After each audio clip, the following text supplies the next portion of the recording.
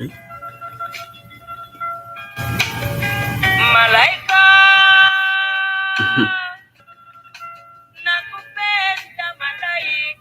Peace, everybody. Already, sister. What's good with you?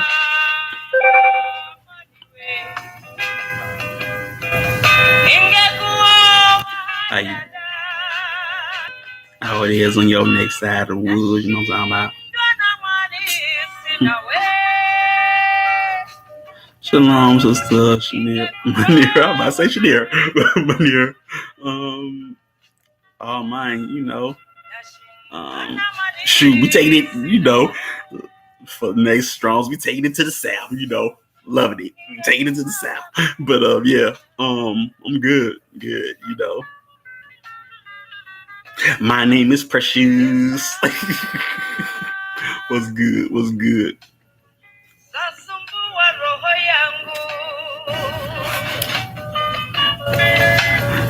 Good seeing you. You know what I'm talking about?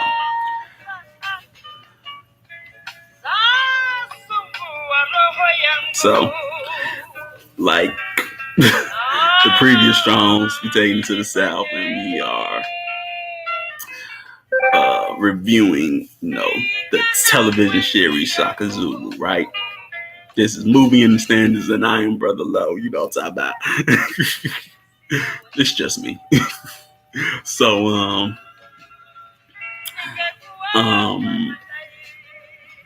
praying for, you know, we got into basically Shaka's birth, his parents meeting, and things of that nature, and his early childhood struggles, right?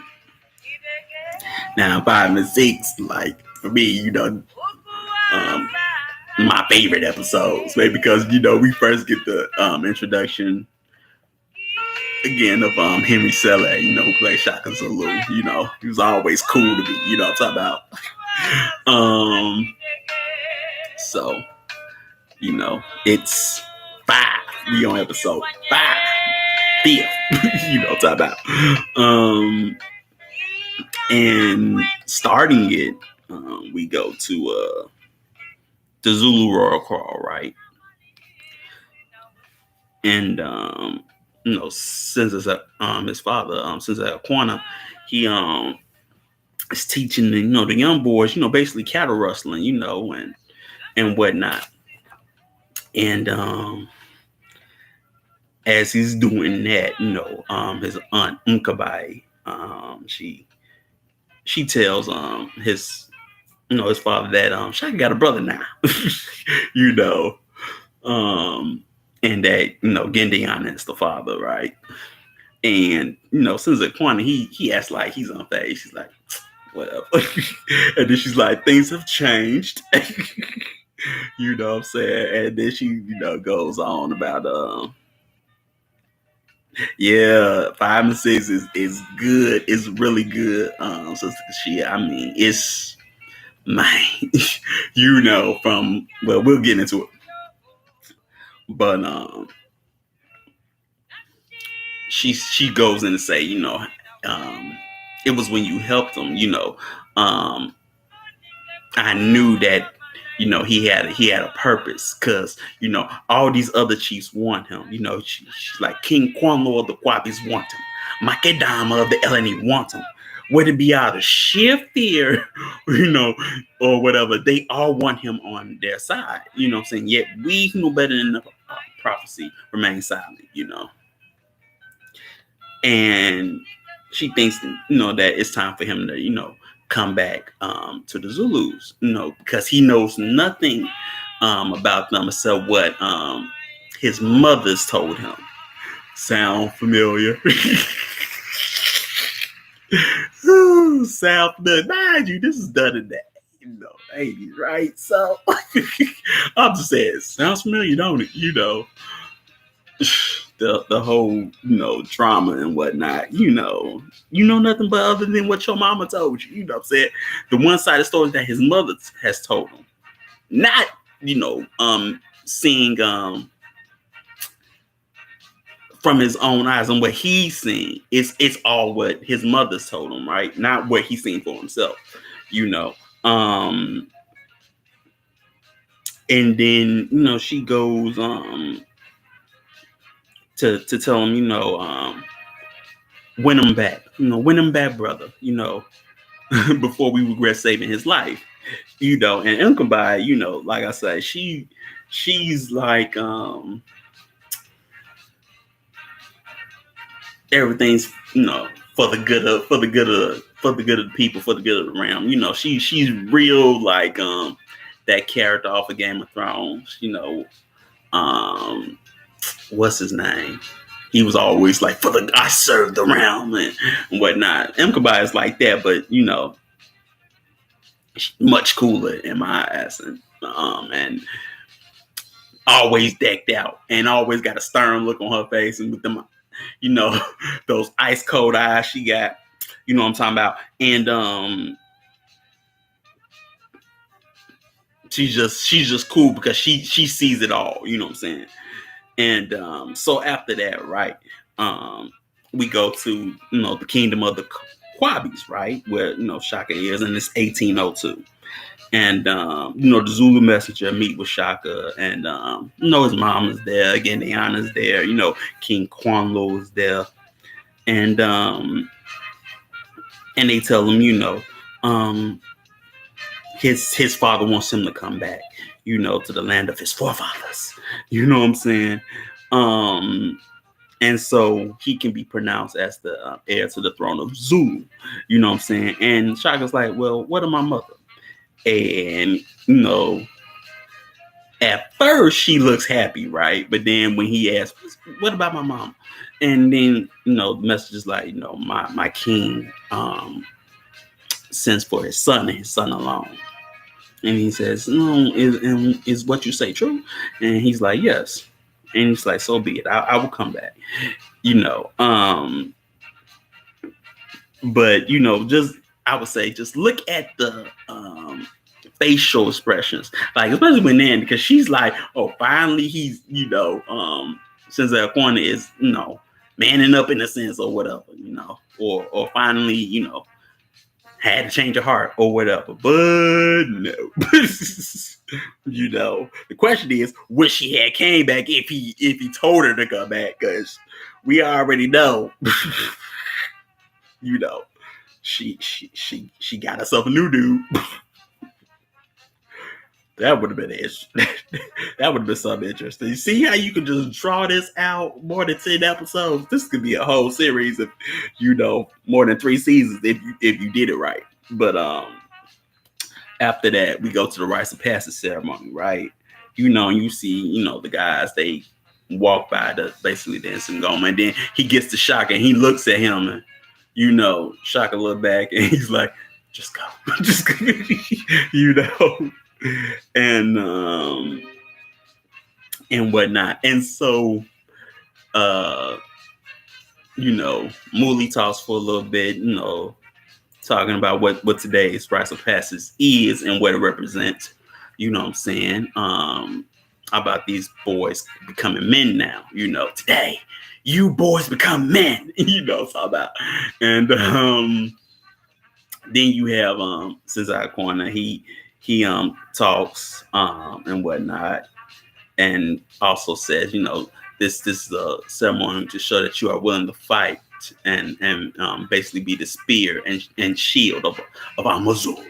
You know what I'm saying? And they first call Shaka. He's like, movies like Shaka Zulu, but they really wouldn't probably call him that. It'd probably be Shaka, and his father's name, like they do everybody else. But movies like heir to the Zulu throne, step forward, because everybody bows before Sensei Kwana. But Shaka don't. He just looks. He just stares, But he goes and, since that Kwana, he hands him, the basically the how can I put this? I just say like a kilt or whatever. And he says, wear it proudly, my son. Yes, sister, she is better than some dramas. Now that I see it again, I'm like, man, this is really good because writing and whatnot, and character development. You know what I'm saying? We can actually say that character development and many characters, even the sub characters. You know what I'm talking about? Yeah, it was basically a loincloth. I didn't, didn't want to call it that, because it had, it was bigger, but yeah, basically a loincloth. And Shaka's like, proudly? Must I wear it proudly and spit on my mother's pride? And everybody's, um, about to, raise up. And then, Sister Quadra's like, ho, ho, ho. And he's like, where was you when we nearly died of hunger? Persecuted by the scum of this land. you know. And now your calf has become a bull with horns. You want him in your royal house. You know what I'm saying? And he's like, if my mother is not a royal wife, then I know no man by since they corner, son of Jama and whatnot, He throws down, basically the loincloth and whatnot, in his face. And Morley's like, leave this crawl, at sunset, warriors will come after you, and if they catch you, they will kill you, and peace, Sister Deirdre.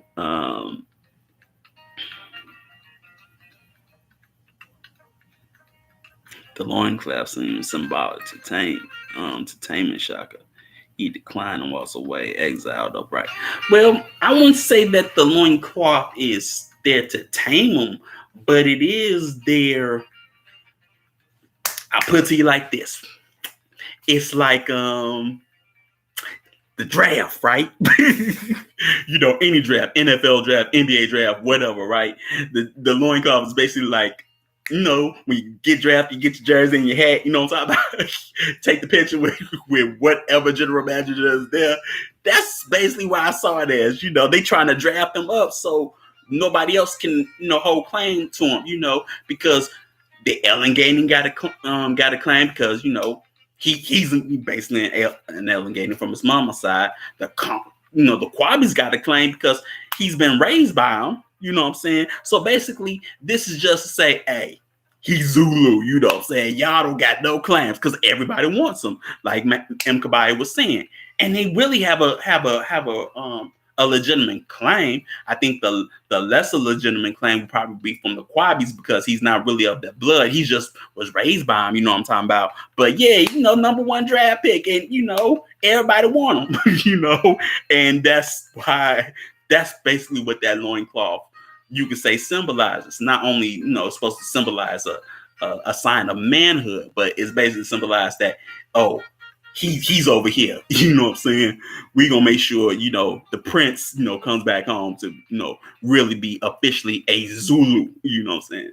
And not from no other kingdom or tribe, you know what I'm saying? So that's what that represents, in that. But that part was, yeah, he stood up for his mama, honor, Ia Precious. And you see that it's not, what his mother's told him, but also what he saw. He saw his mother's honor being disrespected by his father. You know what I'm saying? So, how can I wear this proudly? And I've seen you disrespect my mother, and I've seen you let others disrespect my mom. How can I wear this proudly?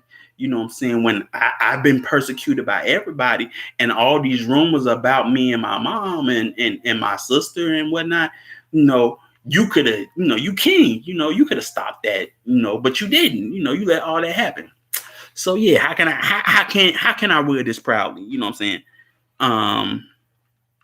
Like it would have been, it would be pleading allegiance to his father and alienating his mom. Yeah,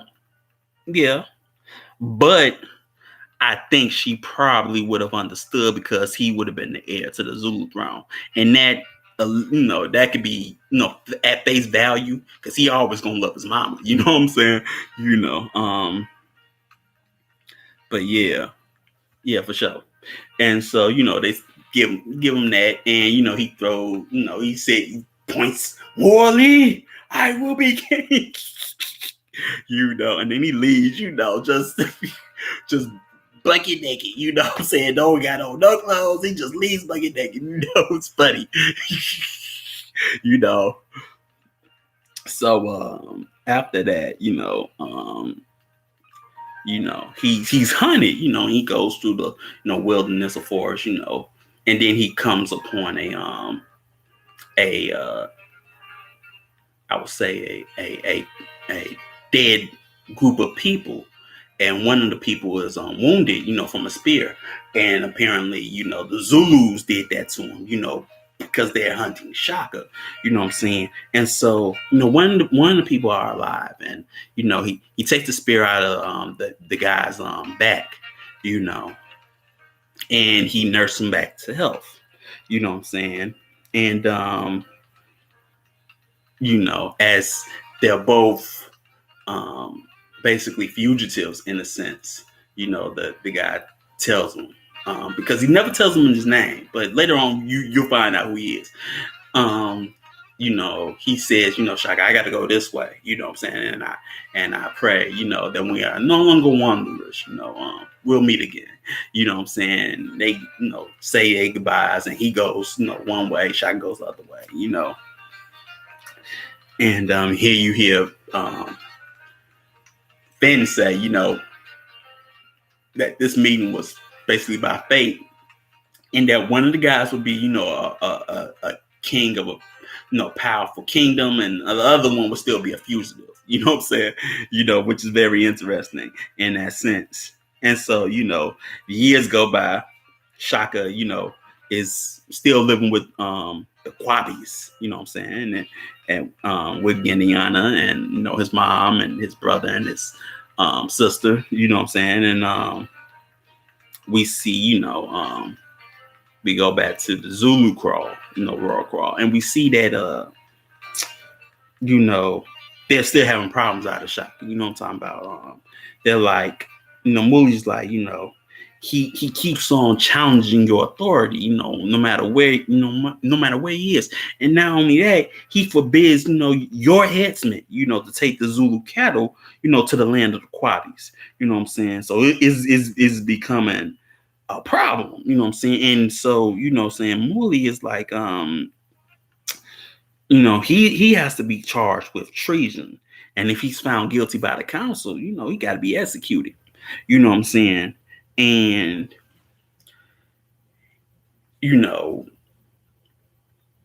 since the coroner's like, he just looks tired of this, because he's like, he's, the guy, his son's been exiled, to basically stop, being, stop from being killed. And now we want to kill him for his exile. You know what I'm saying? And so he goes first to Mkabai. He says, maybe you have a way of saving him. You know what I'm saying? And then she's like, look, my purpose has never been to save him. You know what I'm saying? His, it's for the good of the people. You know what I'm saying? And then she goes, we shouldn't, really, we should have anticipated this, after so many years of forced exile. That was our fault. But who is really to blame, or who really is treasonous? Is Shaka's so-called treason, his own will, or is it that of his mother? You know what I'm saying? And so she's like, that woman has to be charged with treason and witchcraft, and if she's found guilty, executed. You know what I'm saying? But, since our corner, he's like, find them and bring them back. You know what I'm talking about? And so, the Zulu warriors, they go to, basically find Shaka and bring him back. But they got to bring him back alive now, because he wants him back alive. And so, we see basically that we're at Gindiana's crawl, and Gindiana is saying goodbye to his son and Shaka and all of them. And, I like this scene because of the subtle emotions, especially from Henry Selleck. I never paid attention to it until now, even after all these years. But when Shaka's like, Baba,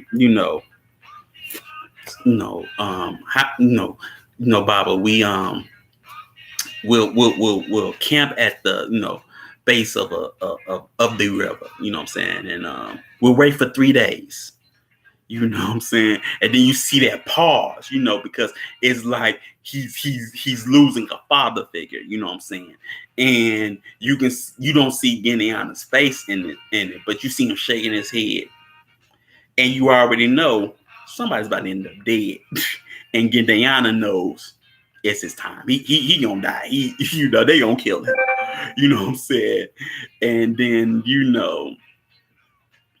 Geniana says, she never belonged. She doesn't belong to me. She's never belonged to me. You know what I'm saying? And Shaka says, I never forget you.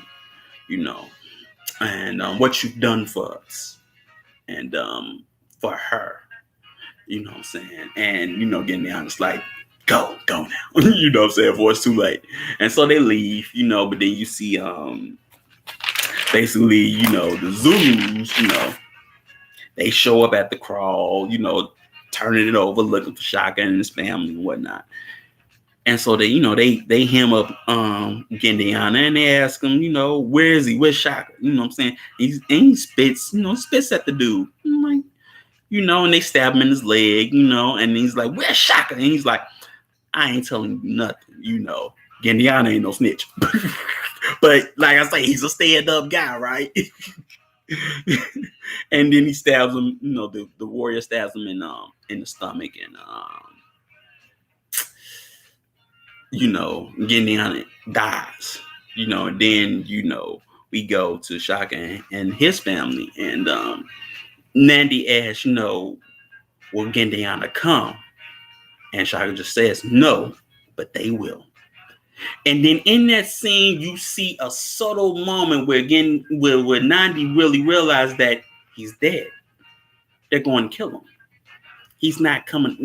He's not coming because he knows he's going to die. And then you see her feel, she has that sad look, but she's not crying or anything. But she got that sad look because she knows what's really going down. He's not coming because he don't want to.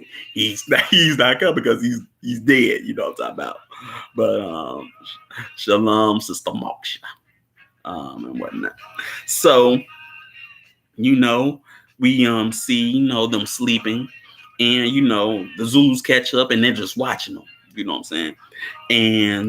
And then Shaka, he wakes up and he knows that they're watching him, and they catch up and whatnot. And then he tells, his mother, go to grandmother's grave. I meet you there in a week or most. And he says, and mother, this is the last time you are running. And I've always liked that saying because, he's like, this is the last time we going through this. You know what I'm saying? This is the last time you are running. You know what I'm saying? The last time. This ain't going to happen no more. You know what I'm saying? And so Shaka goes one way, and Nandi and her children, brother and sister, they go another way while Shaka basically is the decoy. You know what I'm saying? And Shaka goes to a cliff, because they running all through the wilderness and the plains and whatnot. And he goes to a cliff, and then one of the Zulus start to throw a spear, and the commanding officer, he's like, alive, and he's like, won't hurt to slow him down, make our job easier. So throws a spear, hit him in the leg, and Shaka falls off the cliff, right? But in water, and so he gets out of the water, and one thing, he's still running, you know what I'm saying, with a wound to the thigh, and you see him breathing, right? He's sweating and whatnot, you know what I'm saying? But he got a wound to the leg and still able to run with the wound in the leg, you know what I'm saying, like that, and that's that's just outstanding, and they're still not able to catch up with him. He climbing up, up the cliff, and you see one Zulu falls off and whatnot. And Shaka looks back like, y'all can't do this. And then he eventually, I'm talking about, falls out at a creek or a river, in that sense, and he blacks out and faints. You know what I'm saying? Oh yeah, for sure. For sure. So but you know what? That goes with you and I understand. That goes to why cadence and breathing is so important. I can get it, what I'm saying, seeing them do it because it was breathing and cadence the whole time. You know what I'm saying? And you peep and you see it, you peep it because of simple fact that as they're singing, you know when to breathe. You know when to breathe, and everybody's keeping cadence, you know what I'm saying? And everybody's one with the breathing, because you gotta be one with the breathing. you know. So you understand how they can go so far because one, they probably done it since they were kids. You know what I'm saying? They probably learned how to have the strength in the lungs since they were kids. It's just like basically at one time with the Apache, right? The Apache were phenomenal long distance runners. That's why Geronimo was so good at running on foot. You know what I'm saying? Against basically the U.S. soldiers, because he'd been doing this all life since he was a kid. And that's how, a lot of the Cherokee and them, they were able to, basically outrun, the U.S. soldiers on foot, because they, as kids, they were trained to be long distance runners, and they were running from state to state. You know what I'm saying? So I sort of get the understanding of that. They probably was doing it or trained like that since they were children to be long distance runners. You know what I'm saying? Just like when you see them doing stick fight. You see the kids doing stick fight, playing stick fight.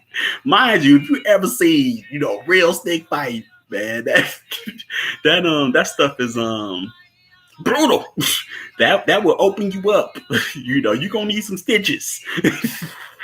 But you do it without fear because you did it since you was kids. So you already know, yeah, you might get cut, you might get hit, but hey, I'm showing no fear at that moment because I already know what to expect. You know what I'm saying? It's not in my head no more. You know what I'm saying? Yeah, for sure. So, he's knocked out, and he comes in contact with basically in Tutwa women. They're doing the same thing his mother's doing. Getting water from the river or whatnot, and one of them, I've never known this woman's name, but she's through the whole movie. We just gonna call her Shaka's Bay. So Shaka's Bay. Pretty much that's what she is. So Shaka's Bay finds him, right? And gets the other woman to carry him basically to land. And then we see, the Zulus catch up, and they tell these women, put him down. He belongs, and he put him down. And, Shaka's Bay, I wish I knew her name. I've never known her name. But she goes up to him and says he'll need help or he'll die. And, the warrior's like, yes, he will, but not till he's been charged for treason, And so one man comes out of the forest and he says, yeah, the little one in the mirror. Yeah, the little one in the mirror, Sister Deirdre. With the mirror. That was with the mirror that smiled out. It was all giggly. Yeah, Shaka's back. We just gonna call her back. So Shaka's back. Basically, a man comes out of the forest and he says, no, leave that man alone. I said let him go. You know what I'm saying? And he's like, no, the Zulu's like, no, he belongs to us. You know what I'm saying? Yeah, he always had the will to win, though. The atrocities he witnessed and suffered seemed to fuel the charge on his life. Yeah. Um, if he did, I didn't pay attention. Um, because I don't want to call her Bombata if that wasn't her name. You know what I'm saying? But that chick, the cute one. Um, Often today, most choose to crumble on the life's pain. He stepped all the way up. So cool to see. Yeah, precious. So he says, I say let him go, and like you say, Shaka belongs to us, and the guy's like, you are in Twetsa territory now. Your puny squabbles have no dealings here. You know, and they still carrying Shaka off. And he says, I suggest don't Zulu. And he says, who's gonna stop us? You? He says, no, but they will. And then you see, and then Tetsu regiment, coming out of the forest, and the women all, screaming and happy and dancing and whatnot. And he like, man, them Zulus are a long way from home. Wonder what they doing here. You know what I'm saying? That's a very good question. And then the guy says, pick them up and we'll take them to my crawl. And then you realize that that's that girl's father. You know what I'm saying? And so basically, the general, the light skinned one, well, the brown skinned one, General Boozer, the big one. He goes to the King's Crawl and tells him the situation, that why these Zulus are here. And they wounded a guy, and they call him Shaka, and then the guy eyes balls out, and then he looks to Gomani, which we already been introduced to, and they look at each other, and apparently Gomani already knows who that person is. You know what I'm saying? And Boozer's like, we don't know if he's going to recover now, but he's getting the best health, best medicine possible. And the king says, if he does recover, I want to see him. You know what I'm saying? And so we see, okay, I'm just gonna say Bambata. I call her Shaka's back. But Bambata, her and her father, they're working, to save his life, and there's basically a thunderstorm and whatnot. And then who do we see shows up? Setai. And when Setai shows up, you know what I'm talking about? She scares the Zulus. They got these shields up like, I ain't looking at her, And she walks into the crowd just causing all kind of commotion. You know what I'm saying? But thunderstorm and whatnot, and a big thunderstorm, which wakes up the king, in his own world crawl, with his bodyguard, because he knows something is up or whatever. And after that, we realize that Shaka recovers and whatnot, and he meets the king. You know what I'm saying? And when he got his mother and his brother and his sister, they all go to the royal crawl and inside. And he gives this salute to the king. He doesn't look at him at first. He looks down. And gives this gives a salute when I was Zulu. And then he says, "Rise, Shaka." You know what I'm saying? And Shaka's eyes like, you. It seems our destinies have been into a lot. You know what I'm saying? And he's like, "What's your name?" Because he knows his name at first, and he says, "Dingus Wayu, the Wanderer." And he goes to Shaka goes to hug him, right? And the bodyguard's like, "Hold on, son." You know what I'm saying? But the king's like, it's all right, and they go and hug each other. And he's like, I don't mean to sound disrespectful, Your Majesty, but what are you doing here? You know, he was like trying to run my people's tempers best to his hearts. You know what I'm saying? And you, what are you doing here? And he's like trying to run from my people's tempers to his hearts. You know what I'm saying? What is this? And he says, what is this talk of treason? He says, I don't know, but I think my father, thinks that a dead son is better, serves him than a live one or whatever. He was smiling and happy, right? So yeah, now let's talk about Dingus Wayu, right? First off, Dingus Wayu. At first, that wasn't his name. It was don't ask me to say it. It started with a G though, right?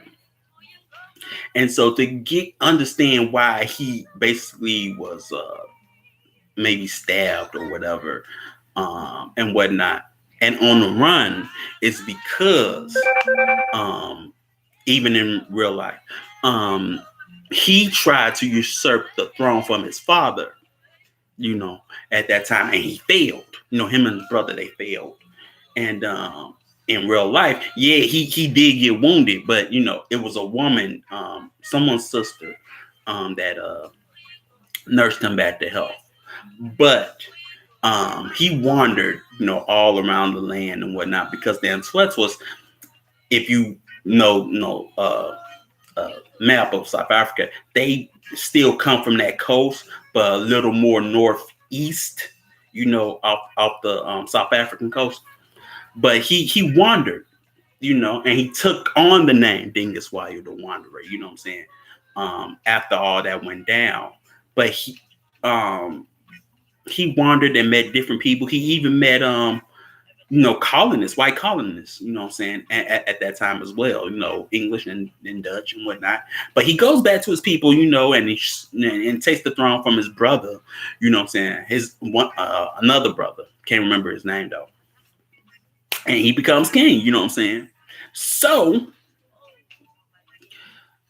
that it doesn't show in the series, but if you ask me, they go on how Shaka knows so much about, colonists and whatnot. It's probably because Dingus Wayu knew and told him. You know what I'm saying? They're friends.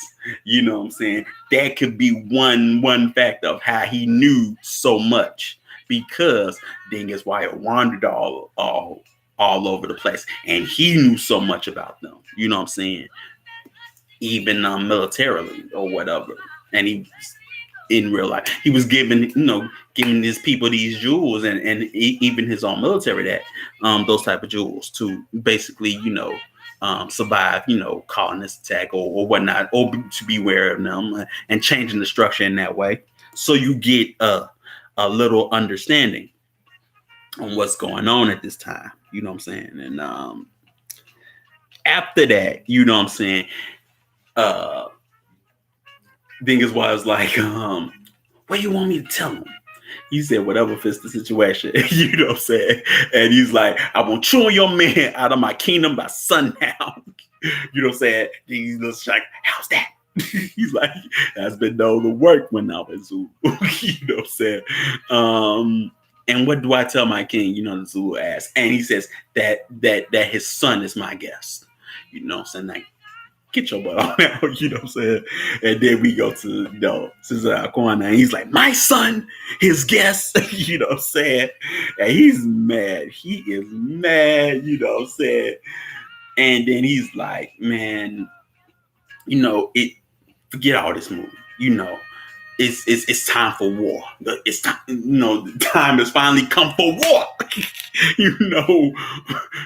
And Bully's like, but war with the M12s is suicide. They outnumber us 10-1. You know what I'm saying? And Cesar Aquana talks about an alliance with the Buthelezi of this war. You know what I'm saying? Because he's like, that boy is already on my throne, making decisions for me, influencing the destiny of my house.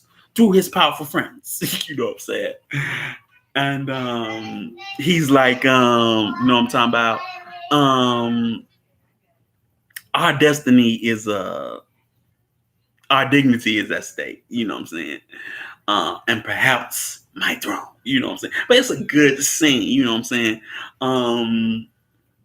If there was more an original score to the TV series, that could have been a real impact scene. You know what I'm saying? Because you see, basically, um,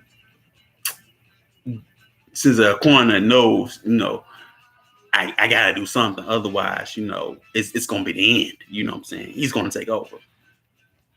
You know what I'm saying? And so we see, Shaka go to basically he joins up the In Touch military corps, right? And so, he, the general, shows him around a little bit and then show him where he's going to be staying. And then he grabs the shoulder, like, you will sleep over here. And then Shaka looks at him and then, and looks down at where his arm at, right? And then he lets him go, like, you sleep over there. You know what I'm saying? I always like that saying because when, I call it the Shaka stare, because when somebody grabs me the wrong way, I just look up and then I look at them. Look up and then I look at them. There's a funny story about that when somebody grabbed me the wrong way at the wrong time. And I did that Shaka stare. Boy. But anyway, so he meets, this is where he meets Capose, which, as you know, Capose is, one of his generals in the future. But, they were, soldiers together, recruits, we'll just say it like that. You know what I'm saying? For sure, make sure you like the video, subscribe, share, like normal YouTubers do. You know what I'm saying? And so after that, he meets all the people that's basically, in that hut, all the men that's in that hut. And if you look at the faces, those are the generals that serve under him later on, you know what I'm saying? And after that, we see them training, Shaka and them, throwing spears, back and forth, training, right? And Shaka's like, this is ridiculous. You can't hit an elephant at this pace. You know what I'm saying? And then he goes to the general. He's like, general, the fronts are too far apart. And you see the one general, I like him because he looks like, he resembles my Baba so much, just darker. And he goes behind, General Booza, and he's, like, you up, let him handle it and whatnot. And he's like, the traditional length of, each regiment is 50 paces. You know what I'm saying? And Shaka's like, by the time, our spears reach them, they have no thrust left. And, it doesn't, it's not effective, and he's, the Boozer's like, we've been fighting this way so long as anyone's ever remember. But Shaka's like, man, we could do more. We could, flank the enemy, go up and stab him or something like that. You know what I'm saying? And whatnot. But and then Boozer's like, our pace will remain 50 paces. Now go back to your regiment. You know what I'm saying? And Shaka goes back and keeps on throwing spears, even though you don't want to. And then Boozer's like, next thing you know, he be telling us our spears are too long, And then the other general was like, but they are general. The other one sees what Shaka sees, you know what I'm saying?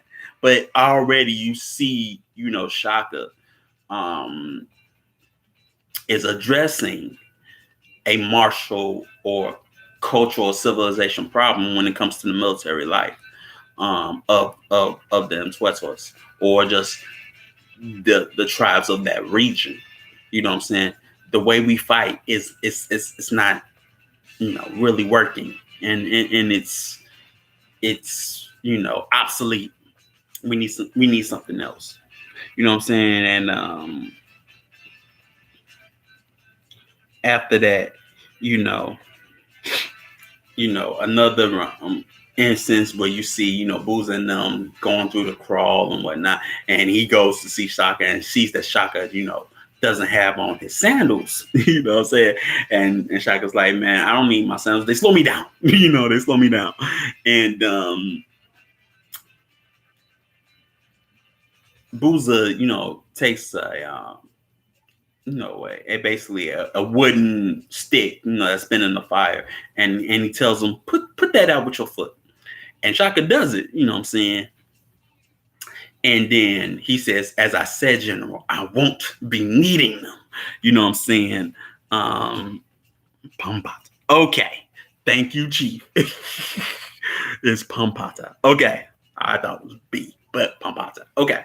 That really was a name. Thank you, Chief. Because didn't know if it was or not. But yeah, that was the consort. You know what I'm saying?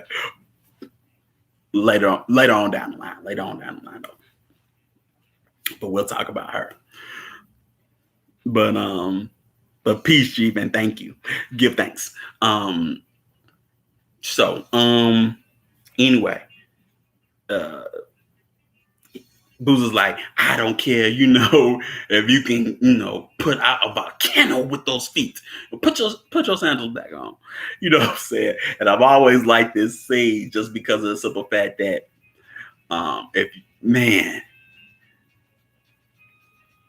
sometimes I feel that way about shoes. If you ever run in shoes and don't run in shoes slow you down. I'm gonna tell you right now, shoes slow you down. I was racing one time for PT, and we were doing running back and forth and sprinting back and forth, and my shoes fell off. I didn't stop. I just kept on running. And all of a sudden I'm faster than I ever thought possible.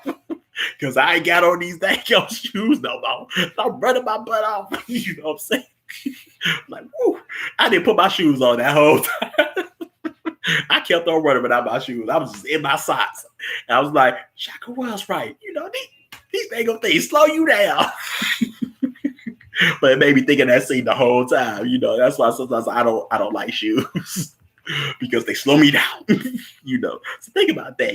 See how you run, with shoes and without shoes, what I'm talking about. And yeah, for sure, Sister Chia. And so anyway, after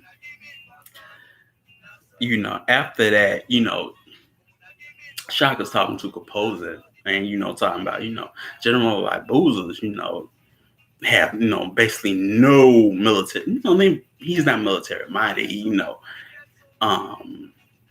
and whatnot, And Composer's like, what I'm saying, he says, he lacks imagination, what I'm saying, and Composer's like, yeah, well, somebody's got to tell soldiers, how to obey orders, when given and whatnot, soldiers have to, basically obey, orders that are given. And then, Shaka's like, yes, Composer, soldiers should, but not generals. You know what I'm saying? And he says, warfare must be a vital creative process.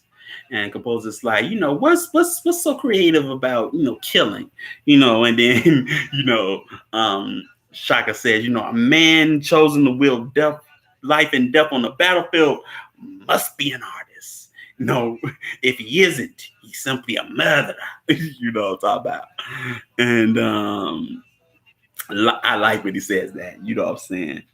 And and then he says, you'll understand it, tomorrow when we face, the Glamini. You know what I'm saying? And we understand, traditional warfare throughout the tribes. You know how they basically set um, paces, and basically it's a family affair, it's a tribal affair, right? You got people sitting down, chilling out, dancing and whatnot. This is supposed to be warfare, right? But you got, people dancing, you whatnot, throwing abuses at each other, I'm talking about, and like Finn says, trying to outdo the other side and whatnot. And what I thought about, or what I thought was synonymous of this, was basically the battle of the bands. I thought about it because I'm looking, even from like the whole setup, what I'm saying? I'm like, it's you got the people in squares and whatnot, like they at a at a stadium, and even though there's no band, what I'm saying, it's still the battle of the bands, in a sense, what I'm saying. But that's what I thought about when seeing that scene, I was like, it is like that. That's really what we do, We throw abuse at each other on a football game, and then we try to do the other side, and then we go home. Or we party and then we go home. You know what I'm saying? Win or lose. We party and then we go home. You know what I'm saying? But Shaka sees this and he's like, that's it? That's war? and the composer's like, yes. And all this glory, yes. And Shaka's like, not if I can help it. And so he goes up and Trucks wanted to do, but his sandals fall off, and then people are laughing at him and whatnot. Ha ha ha ha ha. And he's still able to, truck the dude, with his shield, and then he tries to stab him with his spear, but the spear breaks. And then he's like, man, but then he's like, I can't do nothing with this. And so he just throws that spear down, then throws them sandals down and his shield, and then he walks off the battlefield. He's just mad, what I'm talking about. And the General Booz is laughing, what I'm saying, and whatnot. But after that, what I'm saying, Shaka goes into the forest, what I'm saying, goes into the wilderness alone. Basically, we could say he's in his place of peace, what I'm talking about. And already he's forming his own basically combat system, what I'm saying, with shield and spear and whatnot. And he's going over it but he's having trouble because the long spear that he has, he's like, he keeps on going back and he's like, man, this is too long. This is too long. He realizes that it's too long. So he breaks that dang spear right over his leg. He's like, okay, now we working with something. Now, yeah, you know what I'm saying? You see, and then he goes, yeah, now we going, you know what I'm talking about? And then, he's smiling and whatnot and practicing, but then you see what's going to happen. Basically, I would say either it's a mental fantasy or whatever, but him training, soldiers in his own, combat method, and they going over it, 1, 2, 3, contact. Block the enemy shield, aim for the heart. 1, 2, 3, 1, 2, 3, and you see them going forth, in lines, in columns. 1, 2, 3. 1, 2, 3. I love that saying 1, 2, 3, and that's the end. But the song is playing, but they still going, what I'm talking about, still training. My only gripe is that, that back line wasn't looking too good. Uniformity, what I'm saying? Tighten it up, what I'm talking about. Tighten it up. But that's the end, right? But it's good because you see them, with the assegais, and they just 1, 2, 3, 1, 2, 3. And they going over it, what I'm saying? Training, what I'm saying? But that's the end, right? And so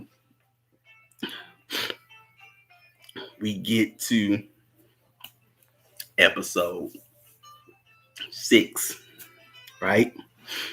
And so Shaka goes basically to a crawl, a blacksmith's crawl, right? Corral crawl, and you know, this blacksmith's crawl is very ominous. I'll say it like that. It's crazy because it's you see dead bodies, vultures, eating the dead bodies. I'm talking about one dead body. He's got his intestines all out and whatnot. It's crazy. It's crazy. And weird stuff, but maybe not so weird. Just whatever. And he goes to the blacksmith's crawl and goes to the head blacksmith or the chief blacksmith, and he gives the salutations. And then, and he says, greetings to you, son of Zulu.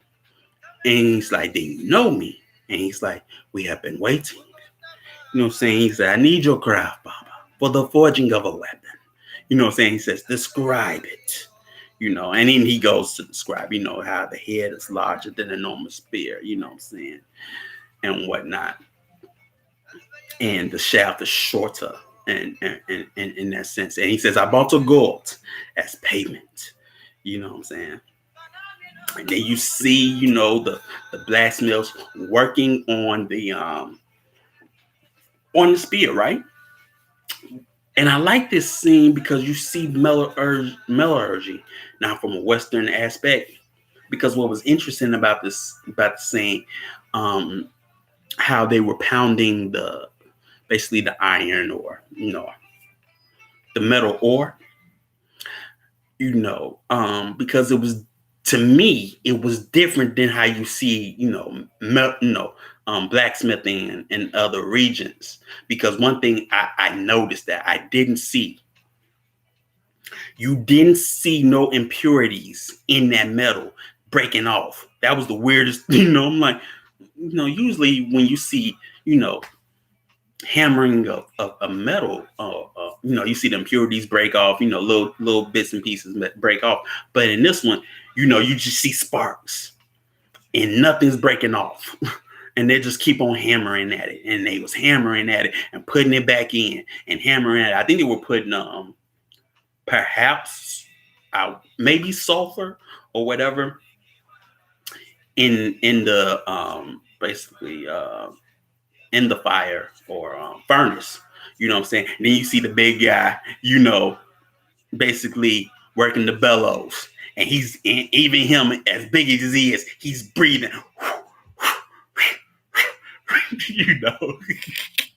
As big as he is, and then you see, the chief just hammering down. You know what I'm talking about? And just hammering and hammering. But like I say, you don't see, the impurities being breaking off. You just see bam, but you hear a clear sounding of the metal in that sense, you know what I'm talking about, which was very interesting to me. Very interesting. If that was something special, you know what I'm saying. But after that, you see, these red-eyed people come out of the forest. You know what I'm saying, and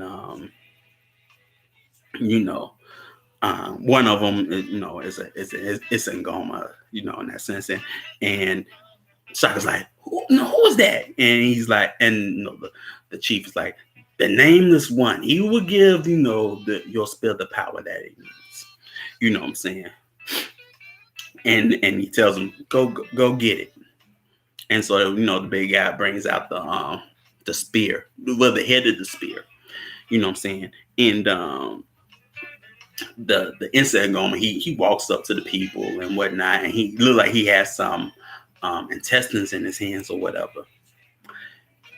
And as the guy is holding the head of the spear, he takes the intestine and goes back and forth with it, and make a covenant between Shaka and the spirit. And he says, as you possess this blade, it will possess you. And Shaka's like, so be it. Like I say, he's making a covenant with it. And then he says, the spirit of the blade speaks. And then he's like, no, the spirit of Shaka speaks. And then the name's one looks at him. He says, so be it. Take this spear,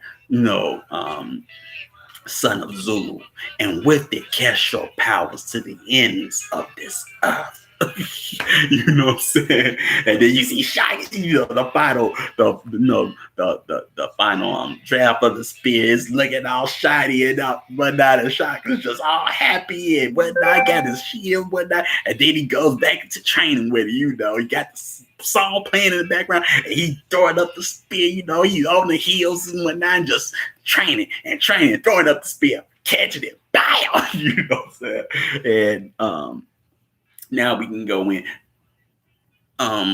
Traditionally, I've always known that spirit to be called an Assegai, but it's also called an Ilkwa, Ilka, Ilkwa. Now, why do they call it an Ilkwa? It's called an Ilkwa because of the sounds it makes when you stab somebody with it. Ilkwa. You know what I'm saying? That's why they call it Ilkwa. Because when you stab somebody with, that's the sound it's going to make. Ingenious. You know what I'm saying? We name her magic, in that sense.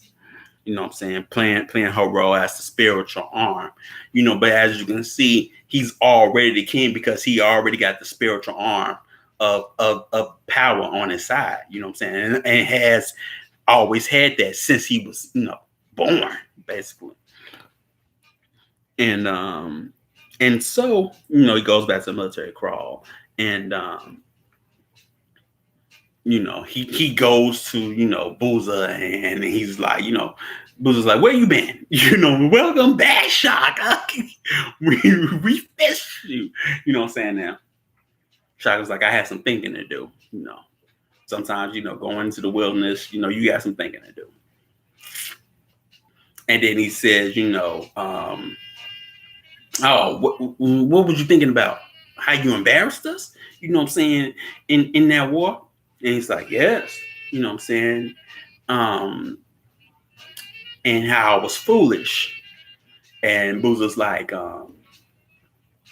good. I like a man who admits that he's wrong. And he said, I wasn't wrong, General. I was just foolish. And he's like, where's your sandals? You know what I'm saying? Oh, you lost them, and on the battlefield. We can always get you more, But and he's like, where's your weapon, soldier? You know what I'm saying? Try to be all partial. And it's like, bro, you know what I'm saying? And he's like, my weapon is here. He brings out this big, short spear and whatnot. He brings out that Ilkwa, you know what I'm saying? And so he goes to demonstrate what is there for, right? And he asks for 2 volunteers and whatnot. And he tells, Booza to, basically join him. And then he says, now, kill me. You know what I'm saying? And so he's like, don't stand there like a pack of old women. You know what I'm saying?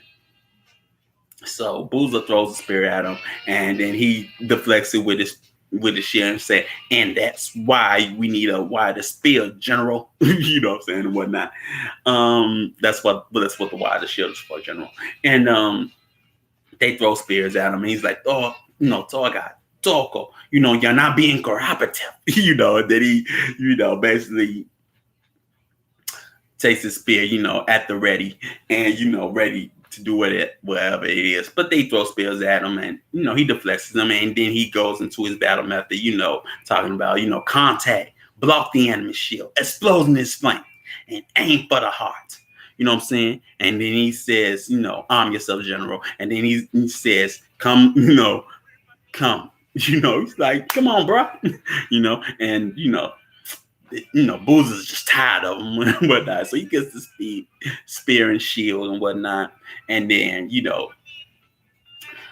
Shaka charges him. And then he goes into, his method. Contact. Block the enemy shield. Aim for the heart. You know what I'm saying? And you see in that scene, Booza can't really, mount an offensive because he's already took out the gang, that quick. And then he says, what is this? And he says, for a lack of a better word, we call it war. You know what I'm saying? And so Boozer goes to, complain to Dingaswayo, like I've done all that I could, but he just ain't made for military life. He lacks the discipline or whatever. And Dingaswayo asked the other general, do you think his method is worth learning? And he says it's hard to tell, but I think it's worth trying. You know what I'm saying? What's worth trying? Boozer says, if you want to turn my men into killers, saying. And then Goman is like, there's always been a distinction between soldiering and killing. Some would say, it's one and the same. You know what I'm saying? And then Boozer, goes into the case, we've been successful in all our battles, you know what I'm saying? I don't see the need for this new way. There's only one way, Your Majesty. Tried and tested, I think it's why it's like, but there may be times, where a new way can affect, the outcome of the battlefield. Just like most likely, you know what I'm saying? And what if your enemy decides, to fight a new way? Turn the tide. And it says, thus, having a new way might win a war. You know what I'm saying? And then he's like, no doubt, you know what I'm saying? And, shot, Boozer's still against it or whatever. But Dingaswayo wants to, get a small, I would say 50. I would say that's a platoon size. Like, draft up a platoon size with 50 volunteers, to train in this style. You know what I'm saying? Again, for our next confrontation with the Butaleses. The Butaleses, you know what I'm saying? But they pose no threat to us. And then Dingus was like, I believe that the alliance with the Butaleses and the Zulus might be true. And Coman's like, it will be best to be prepared. You know what I'm saying? And then, do you think Dingus why I asked, do you think he can, gain that much support, just 50 volunteers? And Boozer's like, no. And I was just like, oh yes. You know what I'm talking about. And then, they lead the crowd, salute the king, whatnot, and leave, and after that, they go back to the military crawl, and then they, draft the volunteers, and all of a sudden you pretty much see the whole regiment want to join. And he said, hey, Shaka's like, I only need 50 for right now, for the time being, of course. You know what I'm saying? And then he goes into his military science at that point, basically giving his military philosophy. I never paid attention to what he was really doing. I just thought it was some nice words. But he's basically breaking down his military science and philosophy, about strategy. And, he even used the leopard as a, and his hunting tactic as an example, you know what I'm saying?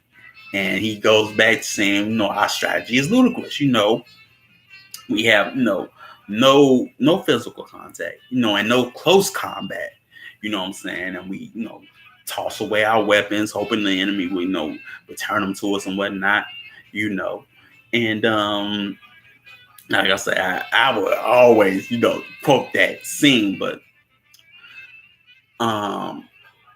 he's like, strategy will come later. Let's start with speed. Take off your sandals, you know what I'm saying? And then they just run. And that's all they do for a while. They just run. And basically, what you think he's doing? Giving them endurance and giving them breathing techniques and whatnot. And there we go with the cadence again, with the breathing again. You know what I'm saying? And then I like when they have the shield at one point they put up, and what do you see? The turtle formation that the Romans for, but you see the Zulus doing, but they doing it at a jog. You know what I'm saying? Now think about that for a moment. You know what I'm talking about? You see Romans do it at a small walk. They doing it at a jog. It makes you wonder what could that turtle formation really would have become if you would have saw it in action. You know what I'm talking about? But you see, Shaka calling kingdoms and whatnot, and they run it, boy. They run it and whatnot, and they and like I say, as you hear him call kingdoms, when to breathe. You know what I'm saying? So, after that, we see them, going, through the river, and Shaka's, training, boot camp, you want to call it, is harsh.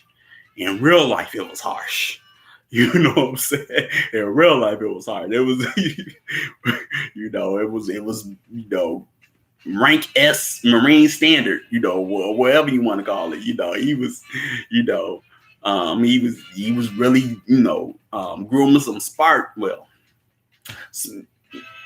for lack of a better word, Spartans. You know what I'm saying? If you want to call them that, but we ain't gonna talk about that. But yeah, specialized training for sure. You know what I'm saying? Because if you didn't do what Shaka wanted, man, you may end up losing your life. In real life. But you see them going over with the raft and whatnot over the river and whatnot, and which is cool. You know what I'm saying? And whatnot. Then you see one soldier, he just knocks out.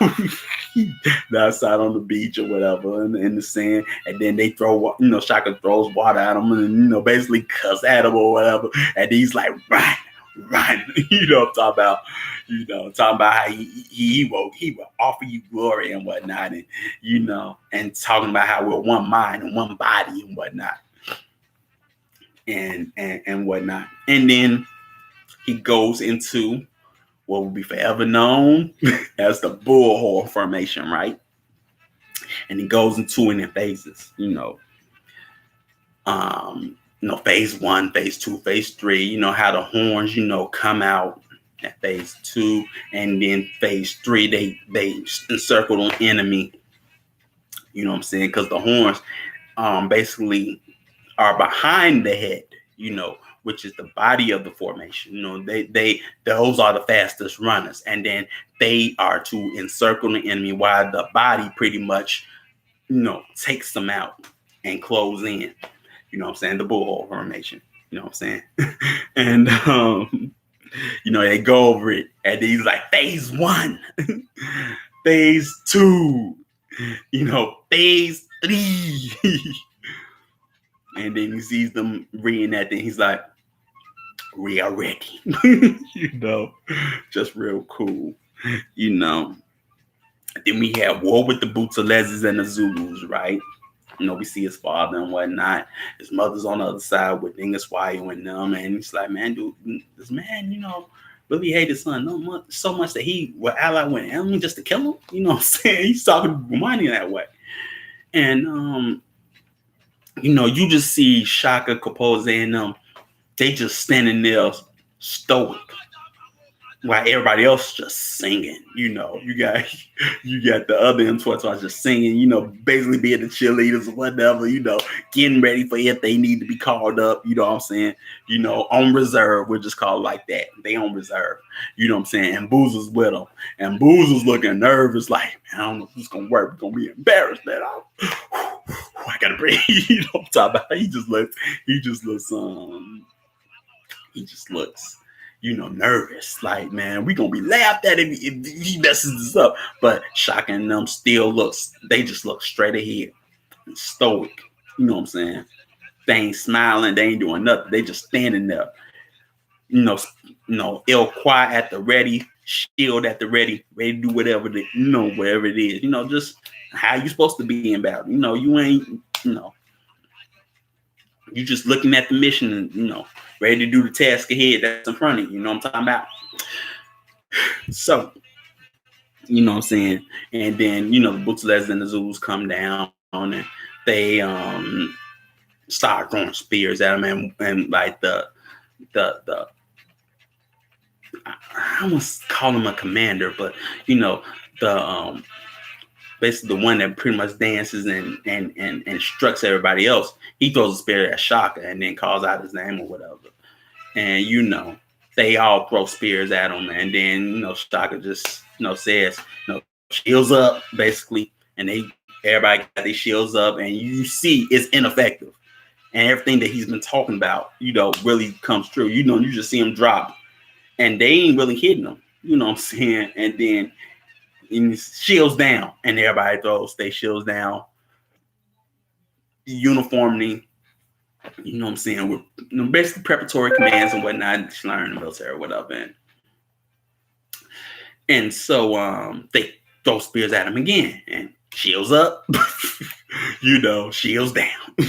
You know what I'm saying?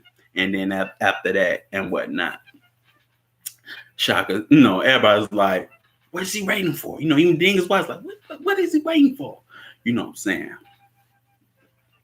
And then Shaka's like, now, let's see if war's still the game they want it to be.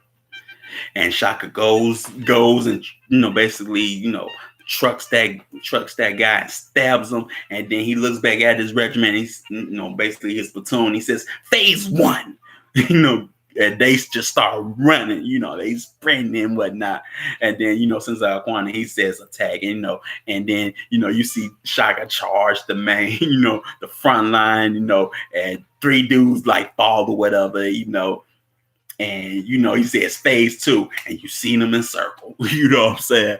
And then you see Shaka and them. The body is just being the head and just stabbing everybody. You know what I'm saying? While the horns heating behind them and then circling them, and they acting like, what is going on? They ain't even trying to get out of the formation. They just staying there. You know what I'm talking about? Shalom, Babamari. They just staying there. And phase 3, they in circle, and then straight route. Everybody dead. You know what I'm saying? And then they go on. You know what I'm saying? And then everybody's just quiet. They like, what the? They all dead. It's like, this is not what. They just look dumbfounded, pretty much. You know what I'm saying? Even his father looks dumbfounded, and whatnot. And then that's the end of the war, which we already know. Them Sweatos won. You know what I'm saying? Dead men tell no tales. But and then after that, you hear Finn says, this would be known as the Umfaklani, the reign of terror, that Shaka will be known for. And then you see that Shaka is about to wage war with the Elengani. And you see that the Elengani are basically at the top of a waterfall, of a river. And, Shaka and them and Sweatos, they are on, the bottom of the river. So it's like, what I'm talking about? It's like that scene in Star Wars, episode, whatever. You know what I'm saying? Where Obi-Wan Kenobi is like, it's over, Anakin. I have the high ground. Now, the alligator got the high ground, right? It militaristically, it should be over. They have the high ground, right? And, Shaka's units are made for close combat. You know what I'm talking about? So if you got high ground, all you got to do is throw your spear, and you're going to get the bulk of the enemy, just off GP, if you ask me. But does that happen? No. They do not use the ground like they supposed to. And the Sweatos and Shaka charge up the waterfall and just wash them. And you got Mike Adama and this prime minister will just looking like, man, we lost, and then they run off.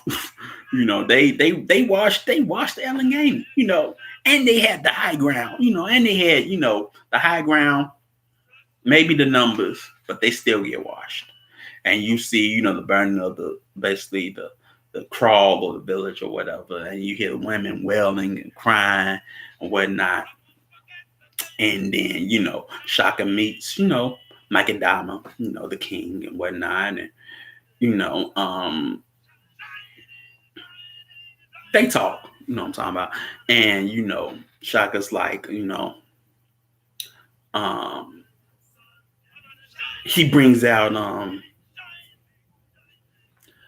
Zobo and his father.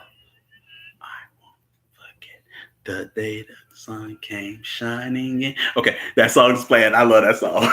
I had to repeat all this before I got on. But he brings out Zobo, the guy that was, messing with his family and his father.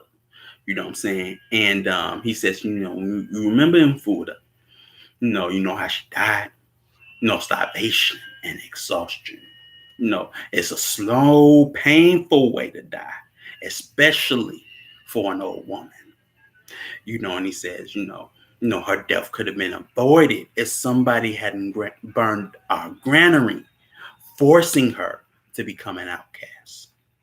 And then he says, what would you have done if she had been your grandmother?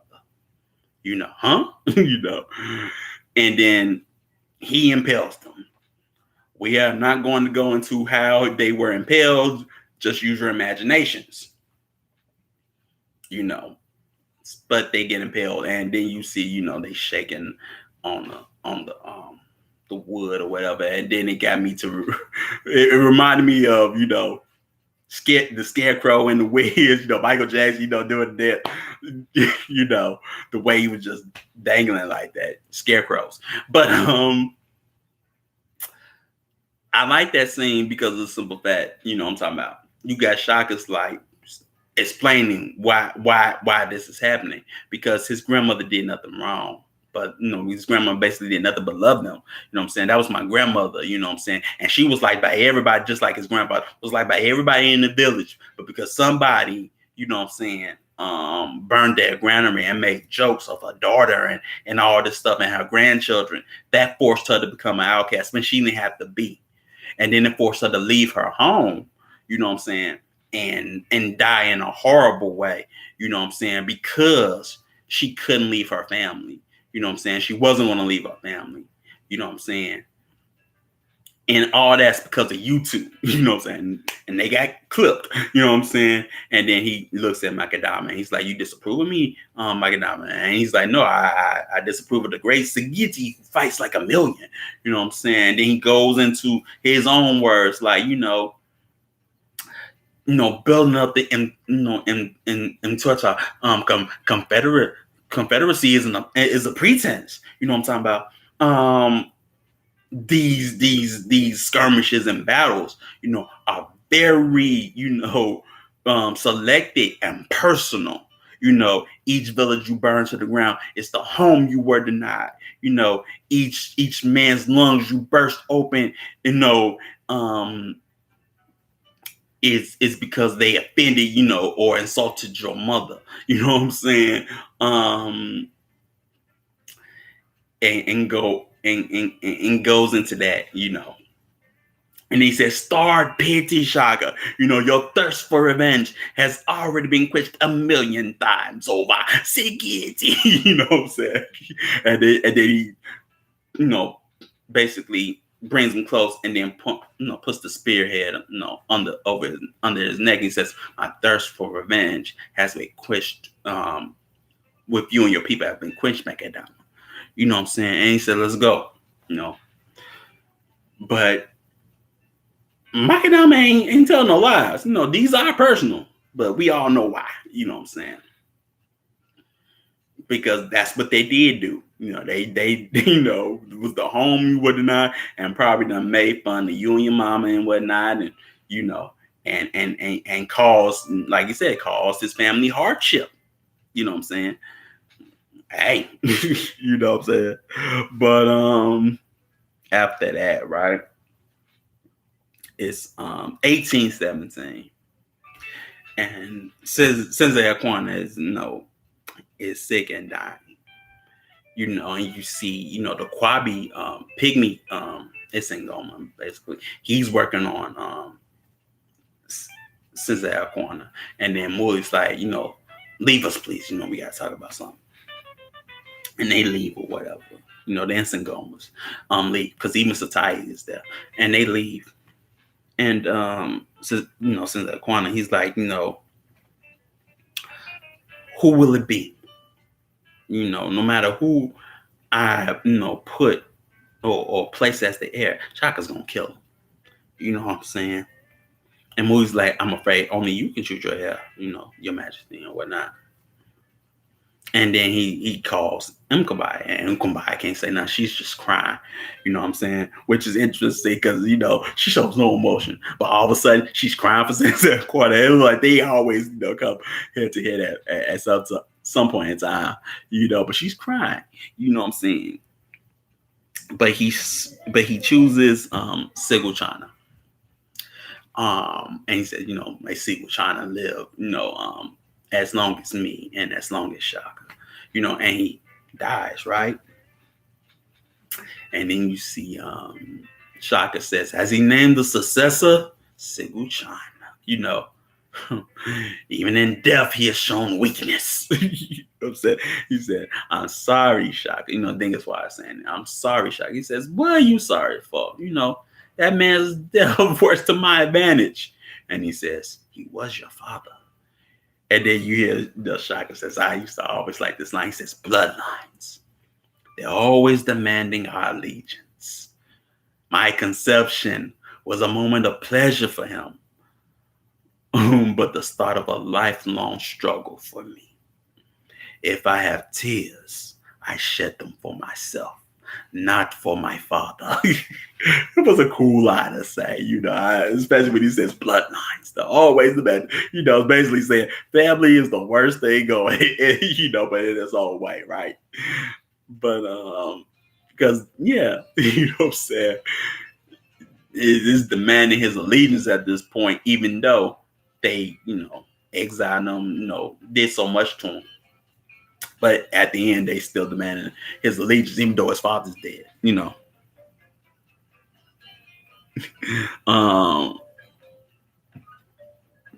Yeah, I feel you, Sister Kashia. Yeah, they knew what was gonna happen. Sister Deidre, they knew, But things was like, Shaka, how many regiments would you take to Escaban? And he said, are you saying that I should march in and take the throne? He said, I'm not one to, stop a man from his destiny. That would need and my coordination. I simply just can't use Morley. He'll soon stab me with the royal ass of God and hand it over to me. And he says, go mine. Will you do the honor? And he says, it will be my pleasure. Of course. Then he says, when I wear Zulu. And then me go, talk about basically to the the funeral scene, that's setting up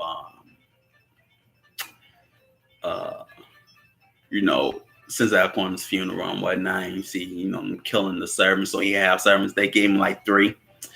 And Sigil China's doing, basically being the heir, officiating. And they carry his body out. But as that's going on, Shaka's getting, his body ready, lacquered up and whatnot. And you see Babata, she likes what she sees. She just smiles. That girl's always smiling. But she just smiling, like she just rubbing his body down and whatnot. And everybody's giving the salutes to Shaka, over the waterfall and whatnot, I just found a bunch. She just like, she sees, but she just like, yes. She ain't even with him at that point, but she's there every step of the way. But that was cool and cute, because she had a cute smile. But as that's happening, you see he's getting dressed and whatnot, and immaculate. I love the costume design in this. They don't give him much credit, but it looks wonderful. It looks regal. Everybody looks regal and wonderful. Sister Kashia. And so after that, we get Sigil China's coronation. Now, mind you, I know they're not. Well, I'll say for a minute. But we have the coronation. Here comes the movie. Says, "Behold that everlasting spear from from generation to generation." Sigil China, takes the Spanish like La Quisha, you know, and everybody's like La Quisha, you know, they ain't feeling them. And then Mook's like Bayete, he's like Bayete. They like, oh, this sucks. You know, they like, oh, why are we here? You know, we don't want him as king. We already know this is gonna be here, you know. And then one of the guy, you know, he turns around in space, and you know, and then you see, you know, Shaka's party, you know, they, you know, banging on their at night, and he's like, here they come. You know, and then everybody salutes Shaka and whatnot, and then he walks up, you know, and everybody moves out the way. the plumage was amazing. Sister Deidre, for sure. I like the headdress that he had, you know, so that was just nice. Man, it's amazing. I have not seen good African like tribal headdresses like that since. Really, like for real, son. Like real. You know, from what the women were wearing and everything. Man, they ain't even do that in dang on Black Panther. That's how bad it was. Anyway, so like Secret Child was like king for like 5 seconds, right? But you know, Shaka walks up, you know, and he just takes Komani with him. And everybody moves out the way, right? Just makes a path for him. And Moody's like, you know, leave this crawl. You know what I'm saying? And he's like, do my presence frighten you, elder? Or is your guilt, you know, that stops your allegiance to me? You like, you and your regiment not get my allegiance. Shaka, you know, son of Nandi. You know, he doesn't say the name of his father. He says the name of his mother. Tall tale sign. But and then he says, since our corner, you know, son of Jama has already dictated his choice. You know what I'm saying? I would defend that decision with my life, you know. And then he says, Sigil trying to kill this man. He's insulted the king. And he looks at Sigil China. You know what I'm saying? Yeah, he's trying to be offensive by mentioning his mother. No, basically where it's supposed to be father. So that's what that's talking about. And you know, Sigil China, you know, is scared. You know, he's shaking. And then Mooley's like, you know, he's about to die. And then he says, I pray that the ancestors, you know, will protect my tribe and keep everything as it was. You know, and Shaka's like, nothing will be as it was ever again. It's a cool scene, right? And then he says, now kill him. You know, and he kills him, right? He stabs him. Then he dies. And then he said, then Shaka says, you know, Sigil China, do you acknowledge me as your king? And he says, he falls down to his knees because he's just shaking like a leaf and whatnot. He's like, yes, Shaka, you are my lord, my master. Then he's like, then you push him down, then you are a fool. You know. And then he stabs him, and then you see his mama just crying, and the other wife is holding her back, boy. And then what you see, Shaka breaks the everlasting spear with his foot. Bang! You know what I'm saying? Throws away. Like, this is the generation, you know, the everlasting spear now. You know what I'm saying? And then, you know, he says, go mining. And he's like, come over here, bro. And Gomada's just smile like, yeah, that's how we do. You know what I'm saying? And then Gomada's like, is there anyone here who wish to approve of this decision? You know, everybody's quiet. You know. And then he says, well, Dingan, Wimshalom. You know, his brothers, his half brothers. Now, what's funny in this scene, they don't mention another brother. And in real life, he plays a role, and that brother's name is Mbande. They don't say his name; he's not even mentioned in the series. But that brother, as well as Dingan, you know what I'm saying, plays a role in the history of the Zulus. But you don't hear his name. But just make a note of that. That brother's name is Mbande, right? And then Goman is like, no one speaks. Hell, salute your king. You know, and then everybody salutes, you know what I'm saying? And then after that, you know, and then he's like, now, hell, the queen of queens, you know, and then here comes that, and she all decked out, just looking, she on fleek. That girl on fleek, looking all good for her age and whatnot, just beautiful. You know what I'm saying? Gorgeous. You know what I'm saying? Yeah, for sure. For sure, sister shit. But you see, like I said, 90's looking flawless, right? And then she walks up, you know, and then Shaka says, besides this man, mother, is there anyone else who has offended you? And then she looks over to the royal wives, you know what I'm saying? And it was amazing. I saw one of them, and then I was like, you know, she resembled like the first wife. I never realized until now, but that first wife sort of resembled dang on Jill Scott. Like they could be family. Like I say, you go look at some people and be like, man, that's somebody I know. You know, yeah, I was like, you sure do resemble Jill Scott. I never realized. Yeah, you know, around the interesting. But she looks at Nkabai, and Nkabai got that ice, you know, that ice there, like, say my name if you want to. I ain't scared, you know. But she's like, you can say my name. I know I'm. But she got that ice look, like Nkabai can only do, right? And then she's like, no. And then she's like, take your place, mother. You know what I'm saying? Then, you know, she goes over to where the royal women are and whatnot, and she takes the top spot. And, you know, Nkabai is right there. And then she gives, you know, Nandi salute and moves out the way. I think she knew. And then, you know, after that, it's time for the feast, pretty much. You know what I'm saying? And everybody's singing and whatnot. And they got, you know, the cattle on the fire and whatnot, the bull on the fire and whatnot. And they're dancing and whatnot. For sure, Sister Deirdre. She understood that she had to be like water and be silent. You know, be silent and carry a heavy stick. You know what I'm talking about? I know that line. Or speak softly and carry a heavy stick. Really, it's not be silent, but speak softly.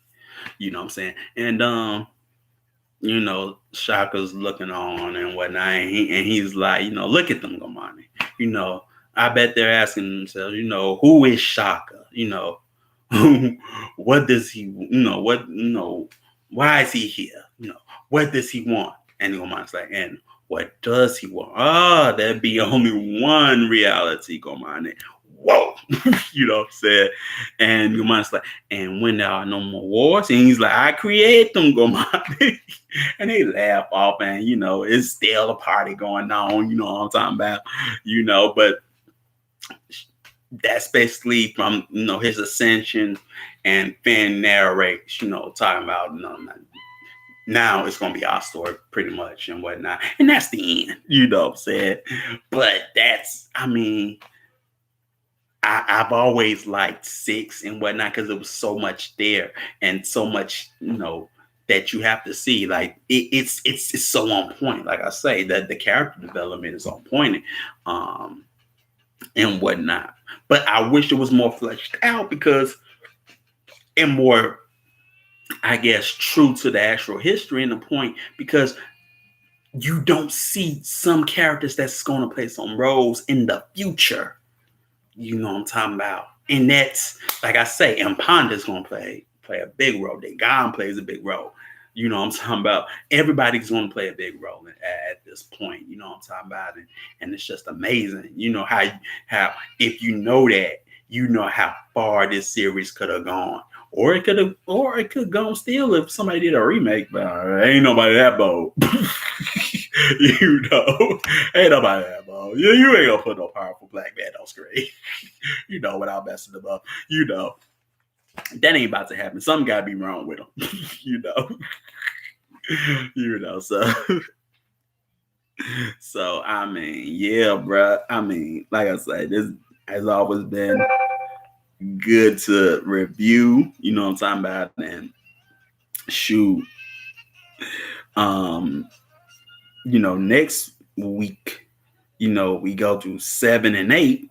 You know what I'm talking about? And we basically jump forward again. Back to you know Shaka mean with the farewell and company and whatnot, and what happens after that. But mind you, I want you to pay attention that um piece um, brother Alex uh they can't top him. Right. um but pay attention that even though Shaka rules the Zulus, I know people don't pay attention to this, but he's still under the Mtwetwas. You know what I'm saying? He runs the Zulus, but it's the Mtwetwa Confederacy that he's still a part of, and that's basically the thing. That's why it was the top, the top man in that faction. You know what I'm saying? So he's just basically brought the Zulus into the Mtwetwa Confederacy, which was made up of many tribes, you know what I'm saying? But even though he runs that kingdom, it's not separate from the Mtwetwas, you know what I'm saying? Or not yet. You know what I'm talking about? And we'll get into that, with in the later episodes, you know what I'm talking about? But I because the TV series don't show some of these characters who play a major role. You know what I'm talking about? I mean, if you just research, these people, these tribal lineages, bruh. I mean, man, just research the Amazulu for instance. I mean, bruh, you know what I'm saying? And then Twitwas. I mean, you'll understand the migration. You know what I'm saying? You'll get the migration. You know what I'm talking about? You'll be like, oh, okay. So that's why I say this man, them Southern folk, they are very interesting at this point in time. You know what I'm saying? And all of this play a significant role. And mind you, if you look at your map or your tribal map, shoot, you ain't even talking about like I say, the other kingdoms around, in other regions. For instance, like the Orsa, you know what I'm talking about? They got their own thing, and they are the closest, to the the colonials. You know what I'm saying? Their kingdom is neighboring on the border.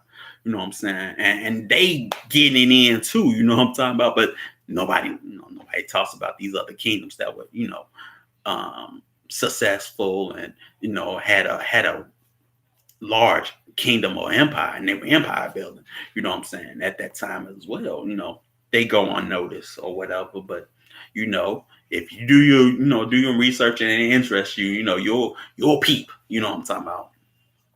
And then it makes you think, where the all of them got together. It would have been some smoke in the city, but I mean, it is what it is. But yeah, that's the end. And it is interesting that history always references the Zulu Wars and now recognizes that they were part of a larger confederacy. Yeah, they were part of a larger confederacy. You gonna make me tell. They were part of a larger confederacy, but they're gonna take over that confederacy. I just say it like that.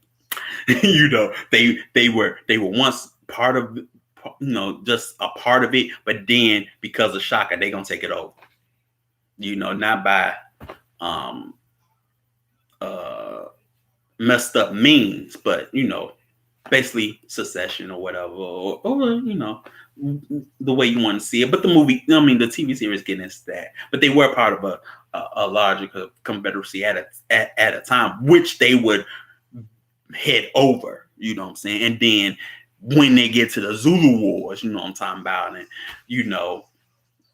they run the Confederacy at that point, you know what I'm saying? And shoot, the Zulu Wars go on for a long time in a sense, and it's meaningless, just but at least from the British standpoint, it was just foolhardy in a sense. But shoot, we you want to see movies on the Zulu Wars? There's the movie Zulu. You know what I'm saying? Like I say, the guy that played the chief or Seswayo is actually related to Seswayo from his mother's side. And like I say, he looks just like him. That's one movie. I think there was another movie about the Zulu Wars, but I've never seen it. You know what I'm talking about? Or whatever. But even in the Zulu Wars, you see propaganda playing this part or playing this role in that role. You know what I'm saying? And whatnot, and the displacement and problems that the Zulus face, because of those wars. They couldn't stand united, and they have to go through their own civil wars and basically puppet kings and you know things of that nature. You know, textbook, colonial stuff. We all know, no matter where you go, textbook colonial stuff. But yeah, you know what I'm saying. Even that is interesting. You know what I'm talking about. But uh, uh, uh after that, it is what it is. But like I say, this is good. This is good.